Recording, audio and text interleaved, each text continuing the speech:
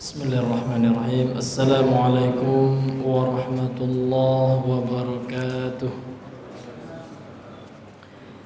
Innal hamdalillah nahmaduhu wa nasta'inuhu wa nastaghfiruh wa na'udzu billahi min shururi anfusina wa sayyiati a'malina. May yahdihillahu fala mudilla lahu wa may yudlil fala hadiyalah. أشهد أن لا إله إلا الله وحده لا شريك له وأشهد أن محمدا عبده ورسوله اللهم صل وسلم وبارك على نبينا محمد وعلى آله وأصحابه ومن صار على نهجه وتمسك بسنته إلى يوم الدين. يا أيها الناس اتقوا ربكم الذي خلقكم من نفس واحدة وخلق منها زوجها وبث منهما رجالا كثيرا ونساء واتقوا الله الذي تساءلون به والأرحام إن الله كان عليكم رقيبا. يا أيها الذين آمنوا اتقوا الله حق تقاته ولا تموتن إلا وأنتم مسلمون.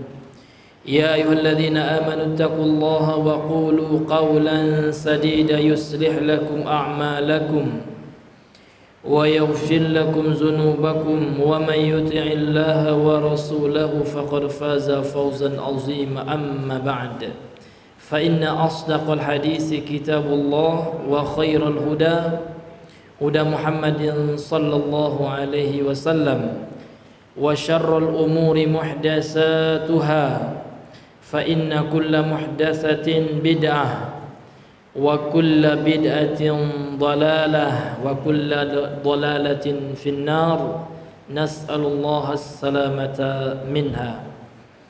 إخواني rahimani wa rahimakumullah, Bapak Ibu jemaah kaum muslimin yang semoga dirahmati oleh Allah, marilah kembali kita bersyukur kepada Allah karena pada malam hari ini,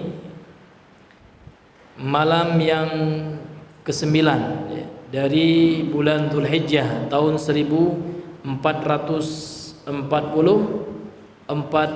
ba'da hijratin Nabi sallallahu alaihi wasallam, setelah hijrahnya Nabi sallallahu alaihi wasallam.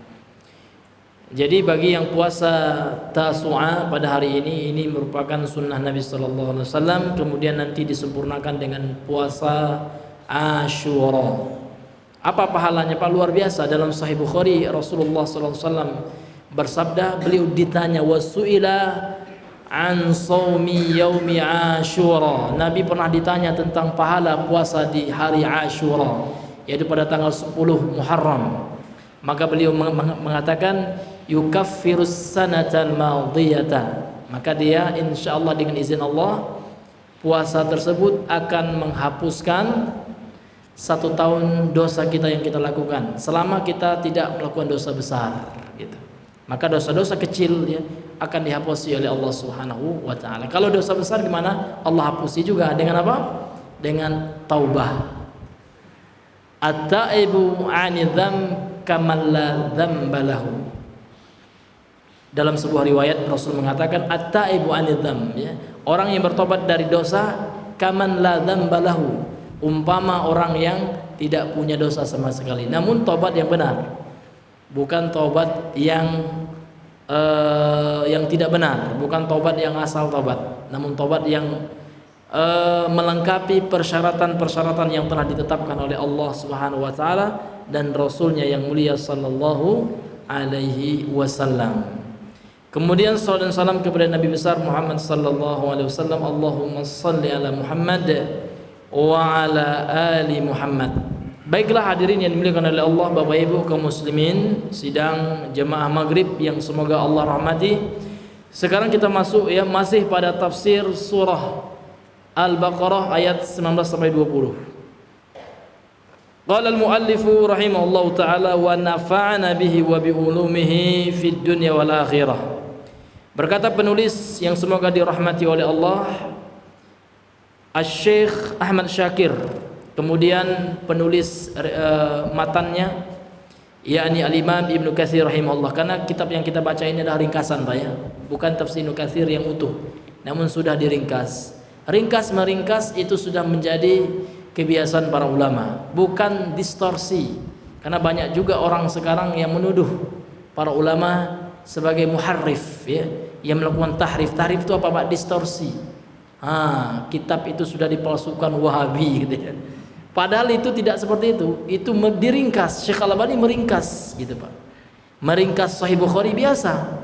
Bahkan banyak ulama-ulama lain membuat mukhtasar ringkasan, termasuk Imam Ibnu Katsir. Imam Ibnu Katsir ini meringkas juga, meringkas tafsir At-Tabari. Imam At-Tabari rahimahullah itu besar tafsir, diringkas oleh Imam Ibnu Katsir. Beliau beri nama tafsir At-Tafsirul Qur'anil Azim. Itu nama kitab tafsir Imam Ibnu Katsir.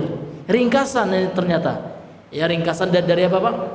Ya ringkasan daripada kitab Tafsir At-Tabari, ya tafsirnya Imam At-Tabari. Biasa. Bahkan Imam Al-Ghazali yang dibangga-banggakan oleh para Asy'ariyun ya, para Asy'ariyun zaman sekarang, imamnya dalam mazhab Asy'ari ya gitu ya. Beliau mempunyai kitab namanya Al-Mustashfa. Ini juga ringkasan, Pak. Ringkasan dari kitab Ar-Risalah dalam usul fikih. Kitab Ar-Risalahnya Imam Asy-Syafi'i ya, dalam usul fikih, kitab besar ya, diringkas oleh ulama-ulama yang setelahnya. Biasa, bukan distorsi ya, bukan pemalsuan gitu. Kalau memalsukan itu maksudnya adalah mengatakan suatu perkataan yang bukan dikatakan penulis, itu baru palsu gitu Pak ya, itu baru palsu ya. Demikian juga kitabnya terakhir ya, kitab terakhir daripada Imam Abul Hasan Al-Asy'ari yang berjudul ya Al-Ibanatu fi Usulid Diyanah. Al-Ibanah itu artinya penerangan, penjelasan pondasi agama gitu. Yang mana dalam kitab ini Imam Abul Hasan Al-Asy'ari rahimahullah menjelaskan tentang pokok-pokok akidah beliau sebelum beliau wafat, yang sangat selaras dengan akidahnya para salaf, ulama salaf, Imam Ahmad bin Hanbal dan ulama-ulama yang lainnya. Seperti menetapkan sifat bagi Allah, sifat tangan bagi Allah tanpa mentakwilnya, tanpa menyerupakannya gitu, tanpa menolak maknanya gitu. Menetapkannya sesuai dengan keagungan Allah Subhanahu wa taala dan tanpa menyerupakan dengan makhluk. Lagi gini Pak ya, bisa Bapak baca buku yang judulnya Al-Ibanah itu. Sekarang kalau nggak salah ada terjemahannya, judulnya Kitab Putih Imam Abul Hasan Al-Asy'ari rahimahullahu taala, salah seorang ulama ahlu sunnah. Memang di awal-awal beliau belajar terpengaruh oleh ayah tirinya, Ali Al-Jubai, yang merupakan seorang pengikut sekte sesat Mu'tazilah. Kemudian setelah itu masih banyak virus-virus Mu'tazilah, ya kan?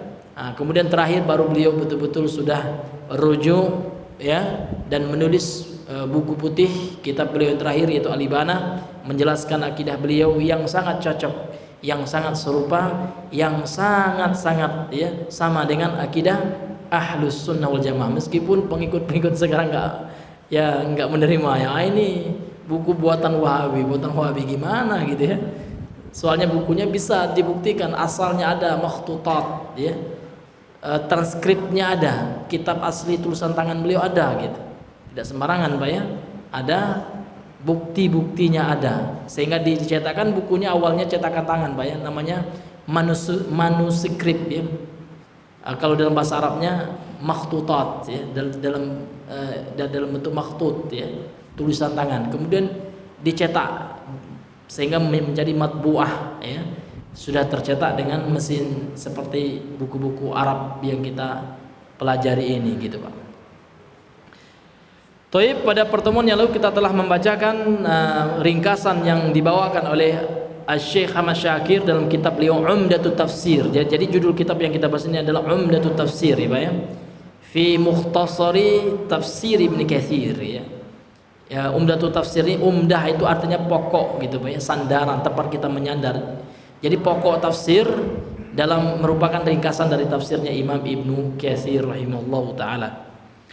Kemudian beliau mengatakan di sini, setelah ya pada pertemuan yang lalu kita telah menjelaskan bagaimana sifat-sifat orang munafik ya pada surah Al-Baqarah ayat 119 sampai 20 ini Allah menyebutkan tentang sifat-sifat orang munafik. Lantas beliau melanjutkan fatukhallasa. Ini bina majhul ya, dari takhallasa ya. Ketika dia bentuknya majhul menjadi tukhullasa ya.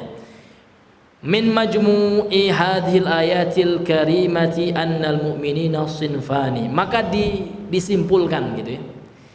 Dari ayat-ayat dan dari kumpulan ayat-ayat yang mulia yang sebelumnya yang menerangkan tentang keadaan orang-orang mukmin, ayat yang sebelumnya ya tentang sifat-sifat orang mukmin, sifat-sifat orang kafir, kemudian tentang sifat-sifat orang munafik, maka beliau simpulkan ya, oleh Imam Ibnu Katsir beliau simpulkan annal mu'minina sinfani, bahwasanya orang mukmin itu ada dua kelompok, ada dua golongan. Yang pertama adalah muqarrabuna wa abrarun, kelompok yang muqarrabun, yang didekatkan oleh Allah kepada Allah, kelompok yang taat kepada Allah, wa abrar, dan kelompok yang mulia ya, kelompok yang bertakwa kepada Allah ya. Ada yang muqarrabun yang didekatkan kepada Allah, dan ada yang abrar ya, didekatkan dan yang baik. Abrar ini sighah mubalagh dari bir ya. Iya, mukmin yang baik, yang bertakwa kepada Allah gitu Pak, itu abrar ya. Ini makna abrar. Kalau muqarrab ya, muqarrabun ya, mereka yang dekat kepada Allah, kemudian yang abrar ya, ya yang baik gitu Pak. Wa annal kafirina, dan sesungguhnya orang-orang kafir ya, golongan orang-orang kafir sinfani, ada dua golongan.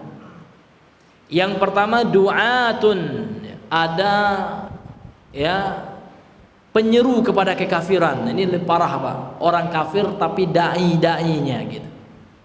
Nah, kalau kita misalkan kepada orang non muslim dari golongan Kristen ya, ada namanya misionaris. Nah, apa ya, penyeru-penyeru evangelis ya, penginjil-penginjil yang menyeru orang kepada agama Kristen. Biasanya mereka akan mencari kelemahan-kelemahan Islam. Namun apa yang mereka lontarkan itu sudah dipatahkan oleh ulama-ulama ahli kristologi dari kalangan umat Islam. Semuanya Pak, saya mengikuti juga itu. Ada namanya ya, mulai dari luar negeri ya, ada dokter siapa namanya itu ya. Kemudian dari dalam negeri juga. Ya, dalam negeri sekarang yang viral itu ya, yang murtad ya, kaum murtadin ya, atau istilah orang murtadong gitu ya. Ya seperti Saifuddin Ibrahim gitu ya, kabur dia Pak ya. Akut dia kabur ke Amerika dia, karena memang didanai gitu Pak ya. Yang memang dia mendapatkan dana untuk supaya menjelek-jelekkan Islam gitu. Nah, gitu Pak. Karena memang orang-orang kafir itu tidak akan rela, tidak akan suka, tidak akan tenang. Allah sendiri yang mengatakan dalam Al-Quran, walan tarda ankal yahudu walan nasara hatta tattabi'a millatahum. Millah di sini din, bermakna agama. Jadi orang-orang Yahudi dan Nasrani itu Allah telah memberitahu kita 1444 tahun yang lalu atau 43 tahun yang lalu bahwasanya mereka tidak akan ridho Pak. Iya, orang kafir itu seperti itu. Nah, orang kafir yang doat ini Pak ya, penyeru kepada kekafiran, ini lebih parah Pak. Ada pula orang kafir yang muqallidun. Kelompok yang kedua dari orang kafir itu kata beliau adalah muqallidun, taklid saja, nggak paham agama mereka, ikut-ikutan gitu. Orang Islam ada juga yang seperti itu Pak, yang nggak paham, nggak mau tahu tentang agama, cuman ikut-ikutan. Ya nggak paham, nggak mau belajar, malas gitu Pak ya, malas. Padahal umat Islam itu dituntut untuk rajin belajar. Ayat yang pertama turun apa? Tentang belajar, sarana belajar. Iqra bismi rabbikal ladzi khalaq. Ayat yang pertama saja menuntut kita untuk belajar. Sehingga apa yang terjadi ketika umat Islam jauh dari ilmu agama, terutama jauh dari ilmu tauhid? Lihat Pak ya, padepokan perdukunan rami ya, padahal sudah nyata bohong, sudah nyata dobolnya Pak ya, sudah nyata menipu, masih juga rami. Masih juga ada yang percaya. Itu saking bodohnya terhadap perkara agama. Padahal syirik itu adalah perkara yang sangat Nabi takutkan. Lihat Pak, dalam Musnad Imam Ahmad, Rasulullah, hadisnya sahih, disahihkan oleh para ulama, diriwayatkan oleh Imam Ahmad dalam musnadnya. Apa kata Rasul sallallahu alaihi wasallam? Inna akhwafa ma akhafu alaikum syirkul asghar. Sesungguhnya yang paling aku takutkan menimpa kalian wahai para sahabatku, syirik kecil. Syirik kecil saja Nabi takut, Pak. Apalagi syirik besar. Tentu Nabi jauh-jauh sangat takut, khawatir menimpa umatku. Faqalu ya Rasulullah, wa masyirkul asghar. Lantas sahabat bertanya, wahai Rasulullah, apa yang kau maksudkan dengan syirik kecil? Maka Nabi faqala ar-riya. Maka Nabi mengatakan riya. Riya saja Nabi sangat takut, Pak. Namun terkadang sekarang ya, sering saya sampaikan di masjid yang lain juga ya, terkadang pengurus masjid itu memotivasi ya marbotnya untuk riya terkadang, atau garinnya kalau bahasa Minang ya. Karena saya pengalaman 4 tahun jadi garin, Pak, di Padang. Tahun dari SMA malahan, Pak. Dari SMA kelas 3 saya sudah tinggal di masjid. Memang karena ya qadarullah ya, kemudian keadaan ekonomi juga. Tapi alhamdulillah banyak pengalaman di situ. Ya. Dan kalau di kampung saya, Pak, di pesisir itu memang semuanya kami yang taunya Muhammadiyah saja dulu, Pak ya. Ada namanya guru saya yang pertama itu Buya Zamzainir ya. Itu beliau ya sebelum wafatnya, dan beliau perintis Muhammadiyah di pesisir selatan. Kemudian paman saya sekarang di pesisir selatan itu Buya Abrinal, itu paman saya itu, Pak ya.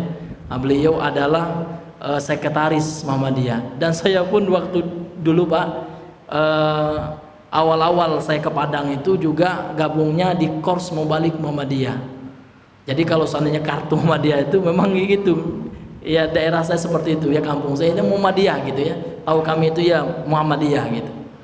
Jadi memang Muhammadiyah yang saya pelajari itu, Pak, persis dengan Ahlus Sunnah, dengan sunnah gitu.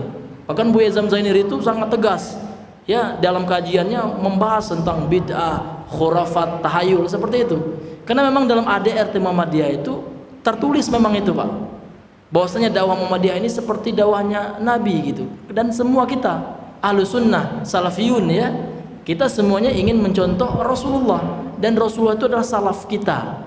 Bahkan dalam athar dari anak beliau Fatimah radhiyallahu anha, ni'matu salaf ya ana laki. Ini sahih Al-Bukhari athar nih, Pak ya. Sebaik-baik salaf itu adalah aku bagimu wahai Fatimah gitu. Jadi salaf kita itu adalah Nabi Muhammad. Dalam konsep Muhammadiyah sebenarnya adalah mengikuti Nabi Muhammad. Namun sekarang orang Muhammadiyah malas belajar kan gitu masalahnya. Iya, Pak ya.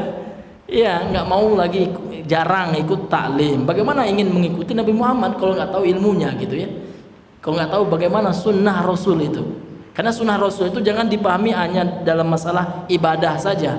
Sunnah Rasul itu luas sifatnya dalam masalah akidah, dalam masalah akhlak, muamalah, itu semuanya ada sunnah Rasul. Bagaimana sunnah Rasul di dalam masalah akidah gitu. Ini yang terkadang hadirin hari ini kita luar biasa. Ya, umat Nabi sekarang jatuh ke dalam kesyirikan. Kita kembali kepada yang saya sampaikan tadi, banyak ya yang saya temui waktu dulu itu pengurus masjid itu terkadang, Pak, memberikan motivasi riya kepada garinnya. Contoh di masjid saya dulu waktu di Padang itu, Pak, yang kami menerima garin dengan syarat ya. Yang pertama tajwidnya bagus, itu bagus, Pak. Yang kedua harus pandai irama katanya. Jadi harus pandai, mantap suaranya gitu. Akhirnya apa yang terjadi, Pak?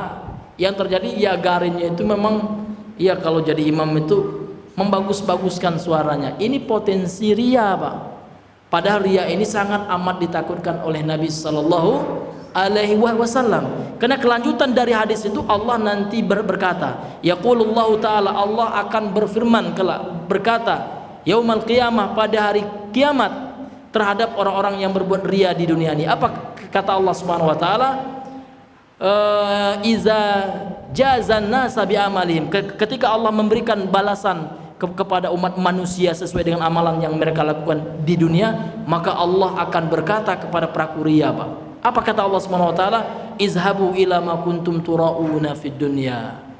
hal tajiduna indahum jazaan. Pergi kalian, Allah usir Pak. Cari orang-orang yang kalian berbuat ria ketika dunia. Ketika kalian sholat, kalian ingin mendapatkan pujian orang itu, ingin mendapatkan ridho orang itu, cari balasannya. Saya nggak mau ngasih pahala bagi kalian, karena kalian di dunia itu tidak beribadah ikhlas karena aku, kata Allah.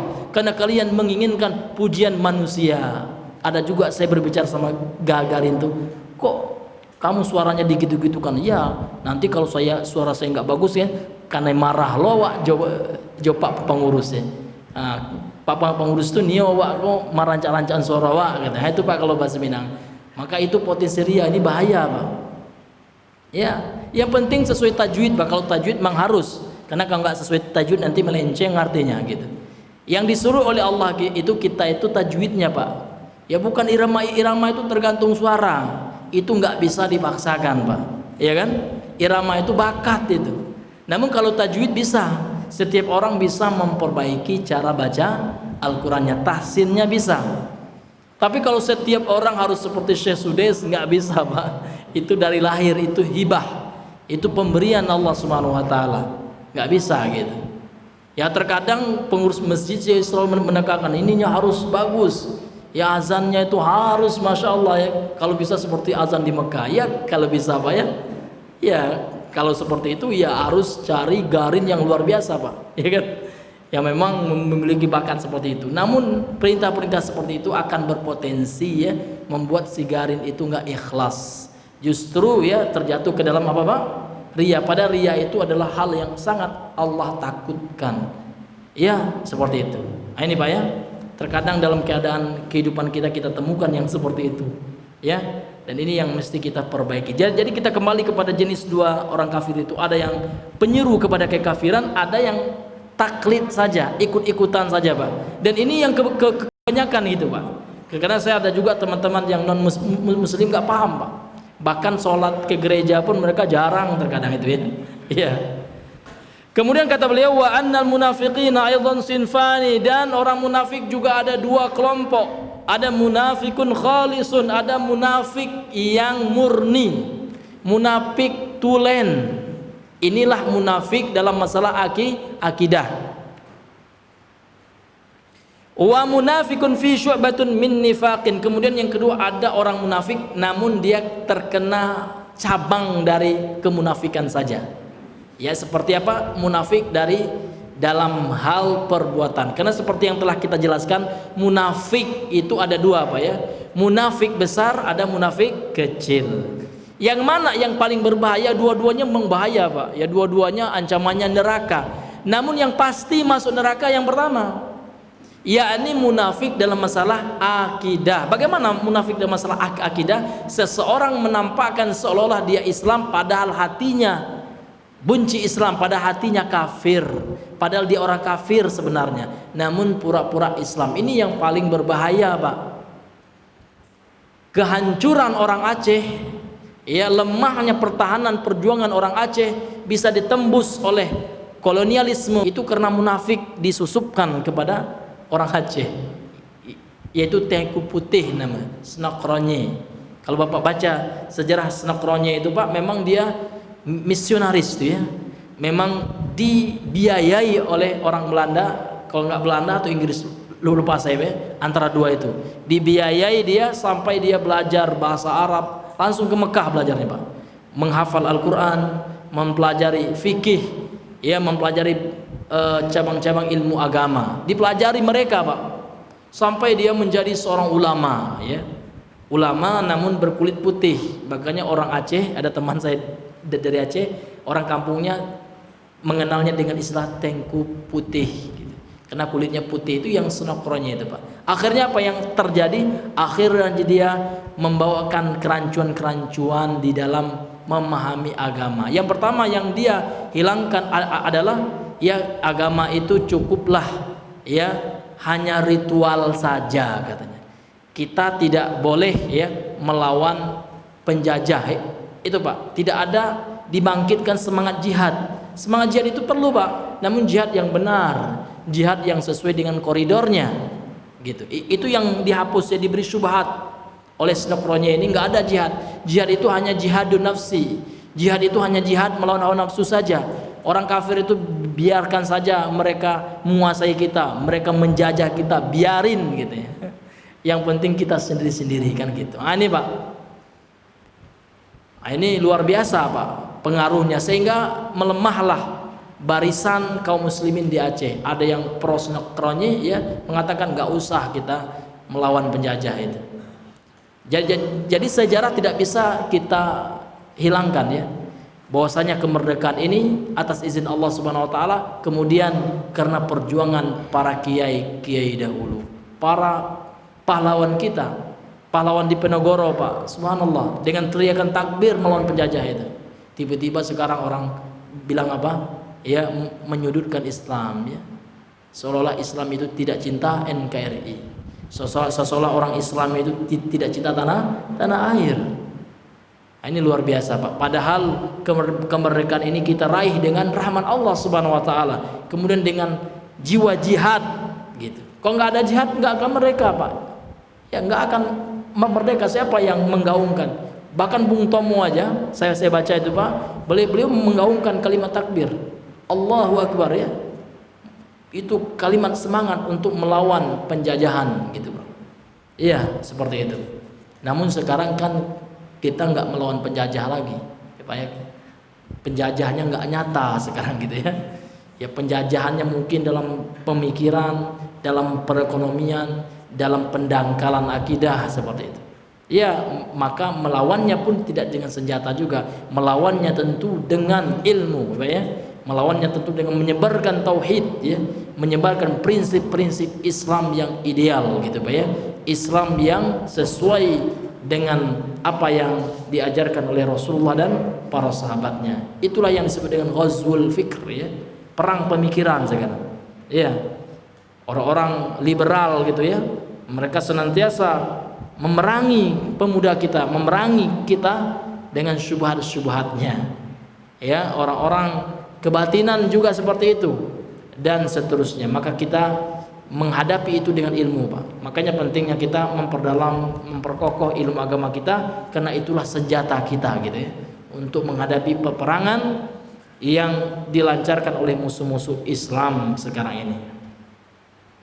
Jadi orang munafik ada dua juga. Ada yang murni munafik, ada yang tulen munafik, ada pula yang munafiknya hanya satu cabang saja ya, atau munafik dari segi perbuatan saja, bukan dalam segi akidah atau keyakinan. Kama jaa fi sahihaini an Abdullah bin Amr anin Nabi sallallahu alaihi wasallam, sebagaimana telah datang di dalam hadis yang dikeluarkan oleh Imam Bukhari Muslim, hadis sahihain ya, dua kitab sahih yaitu Sahih Bukhari dan Muslim, dari sahabat Abdullah bin Amr ya, anin Nabi sallallahu alaihi wasallam, dari Nabi sallallahu alaihi wasallam, Rasulullah telah bersabda, "Thalathun man kunna fihi kana munafiqan khalisan, wa man kanat fihi wahidatun minhunna kanat fihi khaslatun minan nifaqi hatta yada'aha. Man idza haddatsa kadzaba, wa idza wa'ada akhlafa, wa idza tumina khan." Kata Rasulullah ada tiga sifat ya. Apabila seseorang ya bersifat dengan tiga sifat ini, maka dia akan menjadi munafik ya. Munafik yang banyak kemunafikannya, yang murni munafik. Namun munafik yang disebutkan dalam hadis ini adalah munafik dari amal ya. Artinya munafik kecil, Pak ya. Bagaimana ciri-cirinya, Pak? Kemudian Rasulullah melanjutkan, wa man kana fi wahidatun minhun ya, dan barang siapa yang memiliki salah satu dari ciri-ciri atau sifat-sifat munafik ini, kanat fihi khoslatun minan nifaq, maka dia mendapatkan satu sifat dari kemunafikan, hatta yada'aha, sampai dia meninggalkan perbuatan atau sifat kemunafikan tersebut. Apa saja Pak contoh-contoh ataupun sifat-sifat munafik kecil itu? Maka disebutkan oleh beliau, man idza haddatsa, barang siapa yang apabila berbicara dia berdusta. Ini jadi dusta itu memang sifat orang munafik, dosa besar Pak. Walaupun dustanya itu kita anggap remeh, kecuali memang ada ya dusta pengecualian, Pak ya.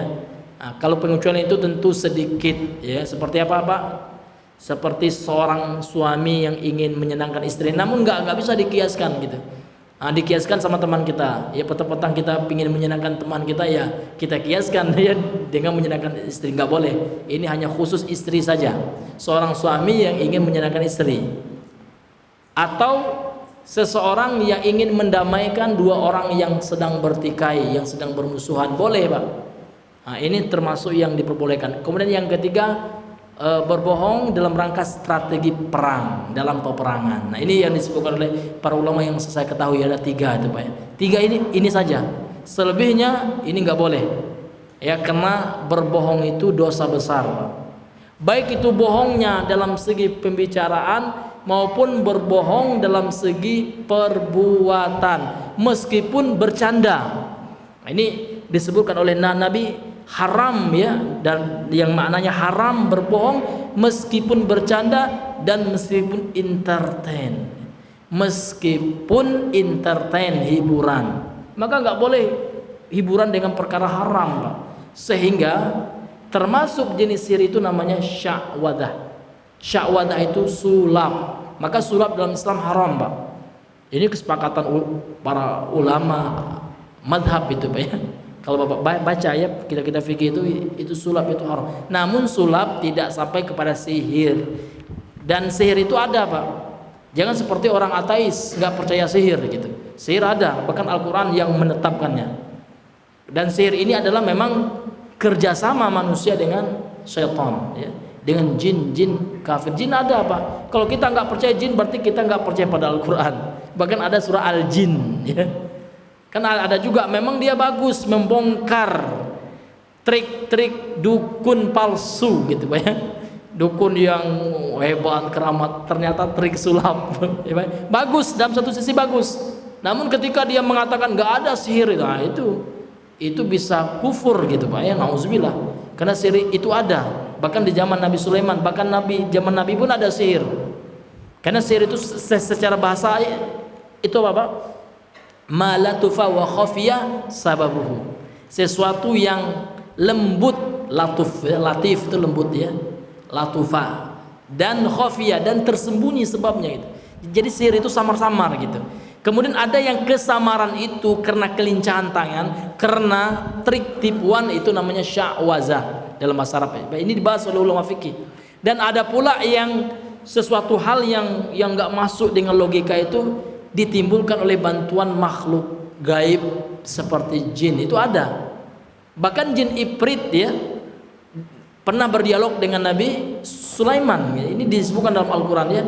Dia menawarkan bantuan, saya sanggup memindahkan singgasananya Ratu Balkis itu yang berada di negeri Sabah. Sabah itu di mana Pak? Di tempat saya belajar tuh Pak ya. Di Yaman, tepatnya di Ma'rib. Sampai sekarang masih ada singgasana Ratu Balkis. Dijadikan cadar budaya, cadar atau cagar Pak? Iya cadar Pak.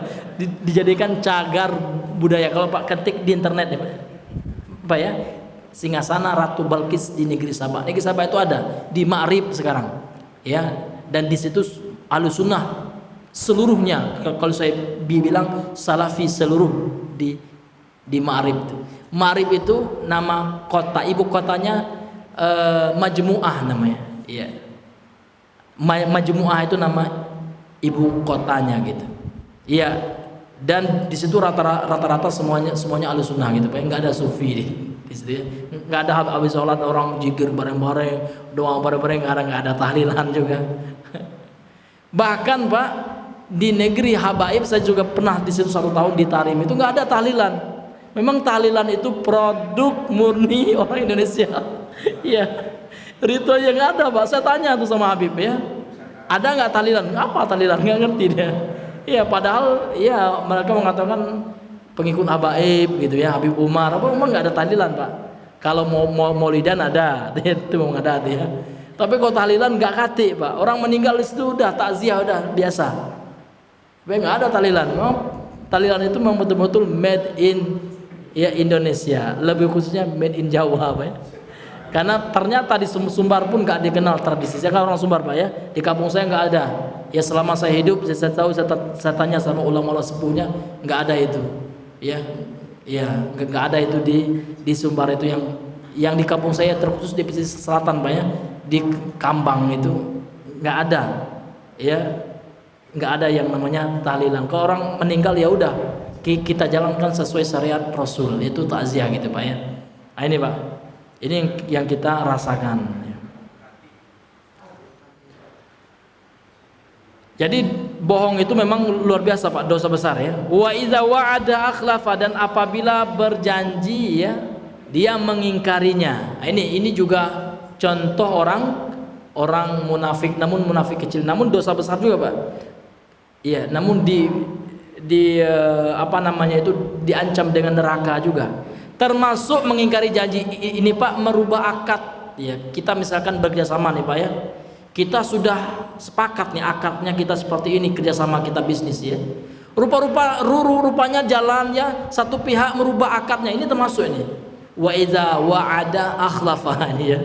Iya, akadnya sudah jelas di awal, sudah setuju antara si A dengan si B, ini akad kita udah jelas gitu ya.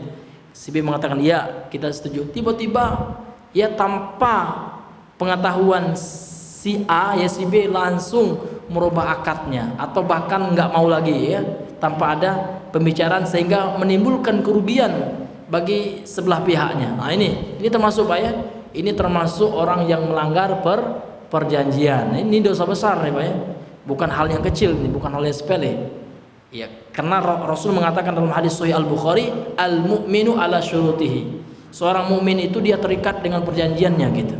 Selama perjanjiannya itu tidak menghalalkan yang haram atau mengharamkan yang halal, tidak melanggar syariat, maka wajib dipenuhi. Ya ayyuhalladzina amanu aufu bil uqud, kata Allah dalam awal surah Al-Maidah. Al-Maidah ayat yang pertama. Ya ayyuhalladzina amanu aufu bil uqud. Wahai orang yang beriman, tunaikan akad uqud, itu jamak dari akad ya. Akad perjanjian kalian gitu. Akadnya jelas nggak ada denda. Akadnya jelas ya, developer yang akan membangunkan masjid terutama, namun ternyata ya berjalan itu sudah dapat keuntungan, developernya sudah banyak orang yang buat rumah di situ, masjidnya open donasi. Nah ya Pak, itu nggak syar'i itu Pak ya, ini udah menyalahi akad itu ya. Maka saya sangat memberi apresiasi Pak ya sama developer yang tidak hanya slogan aja syar'i, tapi yang mengamalkan betul-betul akadnya syar'i ya. Ada juga developer kita itu yang ikhwan kita yang masya Allah gitu ya, belum ada dibuat rumah Pak, dia sudah buat masjid tanpa open donasi, dan sudah didirikan pondok pesantren gratis insya Allah gitu. Itu dan dia sumbangkan sebagian dari keuntungan, jadi besar itu Pak. Ternyata keuntungan dia apa nama itu usaha jual tanah itu rupanya besar juga gitu ya. Dibelinya dengan modal sekian ya, kemudian dijual dengan cara kredit ya, masya Allah ya, ya berapa kali lipat gitu. Itu keuntungannya disumbangkannya untuk buat masjid, kemudian buat sekolah awal-awalnya kan untuk terbuduannya yang gratis, itu sangat masya Allah, sangat mengapresiasinya. Karena faktanya kita lihat sekarang Pak, sekolah-sekolah sunnah itu mahal ya. Terkenal dengan mahalnya Pak.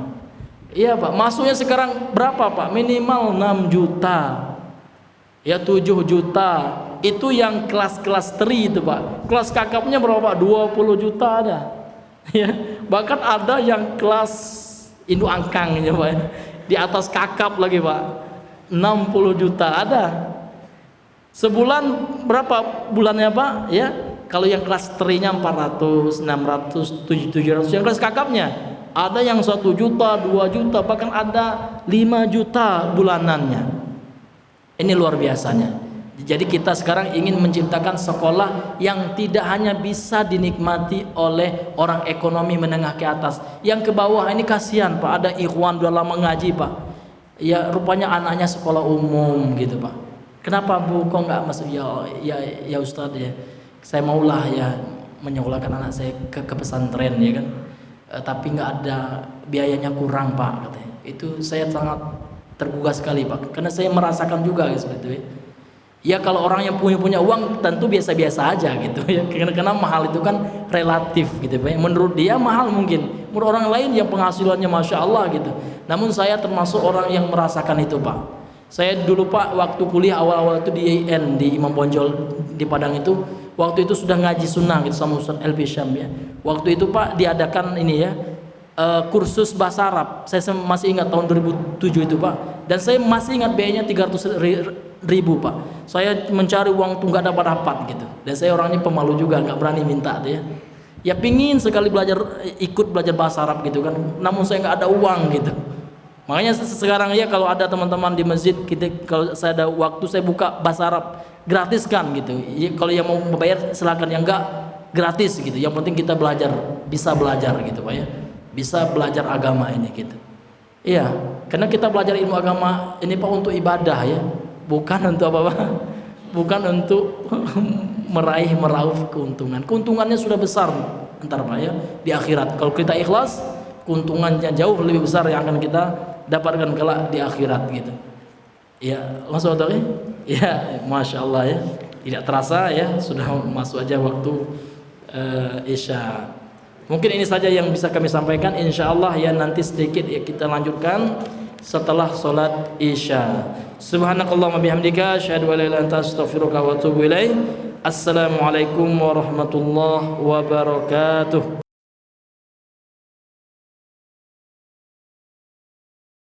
Assalamualaikum warahmatullahi wabarakatuh. Alhamdulillahi wa kafa wa usalli wa sallimu ala nabiyyina al-mustafa wa ala alihi wa ashabihi ahli tuqa wal wafa. Asyhadu an la ilaha illallah wa asyhadu anna Muhammadan abduhu wa rasuluhu allazi la nabiyya ba'dahu, amma ba'd.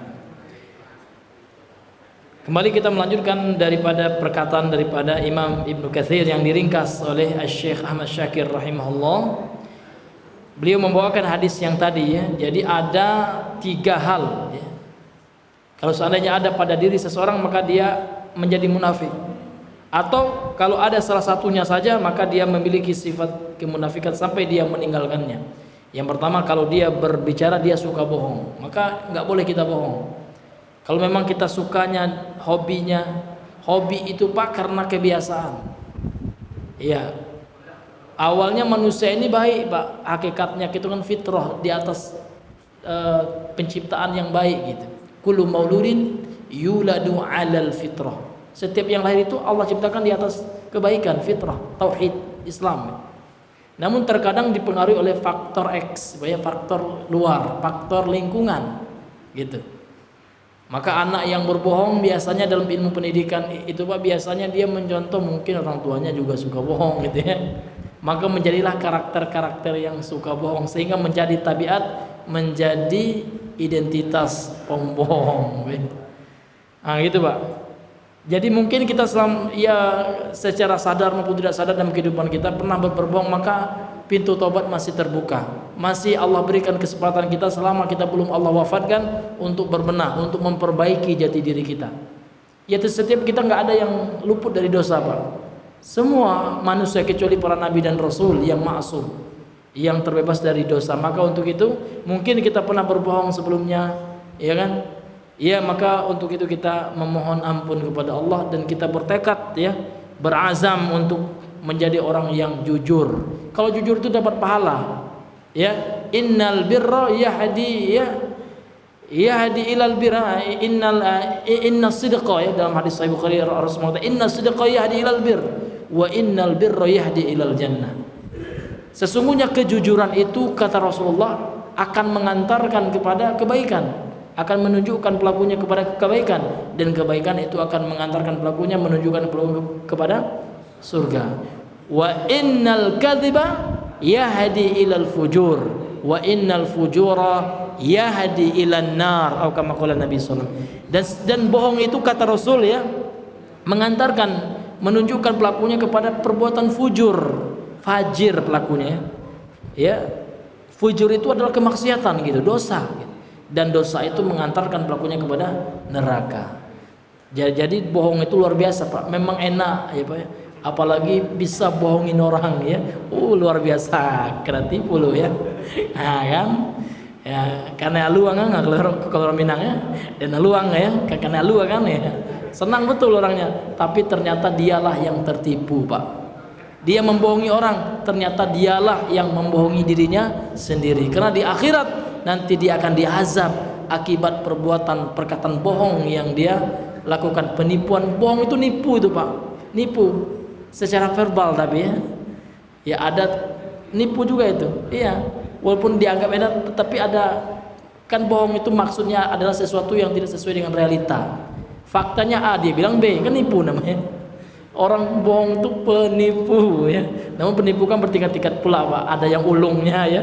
Ada yang kelas teri, Pak ya. Kelas capung ya. Kelas anak ayam gitu, Pak ya. Ada yang kelas singa gitu, Pak ya. Nah, itu. Iya, nah, ini Pak, maka ini sifat yang jauh dari keimanan. Makanya kalau ada kita suka bohong sebelumnya, ya kita tinggalkan, kita bertobat kepada Allah. Jujur itu pasti pahala, Pak. Kita ngomong apa adanya, walaupun pahit gitu. Walaupun kita sendiri yang akan dikena batunya. Sehingganya sahabat Abu Darda mengatakan qulil haqqa walau kana murra. Katakan kebenaran itu. Katakan yang benar, jujurlah engkau kan gitu. Meskipun pahit terkadang.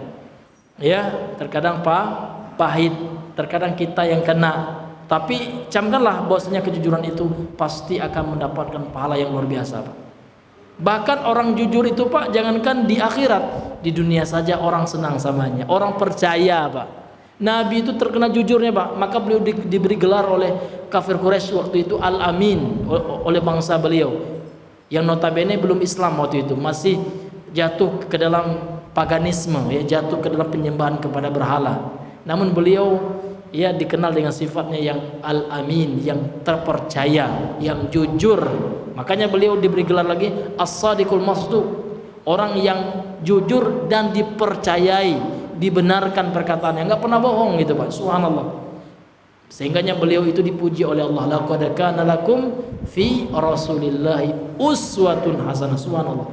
Akhlak yang sangat luar biasa itu akhlak jujur, Pak. Jujur disenang oleh Allah dan disayang oleh makhluk. Jujur Allah senang sama kita dan orang juga sayang sama kita, senang juga, Pak. Iya. Kalau dalam bahasa Minangnya, Pak, lurui tabuang gitu ya. Lurui tabuang gitu. Itu pajak itu lurui tabuang, katanya jujur. Ya, enggak neko-neko. Ayo apa ya, enggak pandai dia bohong. Subhanallah. Itu orang akan dicintai makhluk juga. Manusia juga senang samanya, Pak ya. Iya itu. Tapi kalau orang yang suka bohong enggak ada yang senang, Pak. Allah marah, Allah murka, manusia juga enggak senang ya. Iya, makanya kita berusaha untuk menjadi pribadi yang jujur. Jujur itu harus diusahakan, Pak. Memang manusia itu ada yang senangnya bohong, itu ada gitu ya. Memang dia karakternya gitu, dikit-dikit bohong, ya Allah ya. Harus dilawan gitu, Pak ya. Memang harus dipaksakan. Untuk kebaikan itu, Pak, dipaksakan. Menjadi orang jujur harus kita paksakan gitu. Kita lawan hawa nafsu yang senantiasa ya menyuruh kita bohong. Kemudian apa, Pak? Kemudian ingkar janji juga. Wa iza wa'ada akhlafa, ingkar janji. Kemudian wa idza tumina, apabila diberikan percaya khianat. Nah, khianat juga. Itu tiga hal ini hampir ada kaitannya, Pak. Orang yang berbohong pasti suka ingkar janji. Orang yang ingkar janji pasti suka khianat gitu. Enggak bisa dipercaya nih, Pak ya. Musuh dalam selimut, menggunting dalam lipatan, mana rajang dari belakang. Itu orang ya, Pak ya. Iya, orang munafik gitu ya, Pak ya. Nauzubillahi min zalik. Ya, semoga kita yang hadir di sini, Pak, walaupun kita sampaikan sedikit ini hadis dari Nabi ini, ya, kalau kita bisa kita tinggalkan, insyaallah kita terbebas dari kemunafikan. Dan kita berdoa kepada Allah, mudah-mudahan kita dimatikan dalam keadaan ikhlas dan jauh dari sifat kemunafikan. Amin amin ya rabbal alamin. Mungkin ini saja, Pak ya, yang bisa kami sampaikan. Kita cukupkan dulu sampai di sini pertemuan kita, pelajaran kita. Kemudian akhirul kata kita akhiri dengan membaca doa kafaratul majlis. Subhanakallahumma bihamdika asyhadu an la ilaha illa anta astaghfiruka wa atubu ilaik. Assalamualaikum warahmatullahi wabarakatuh.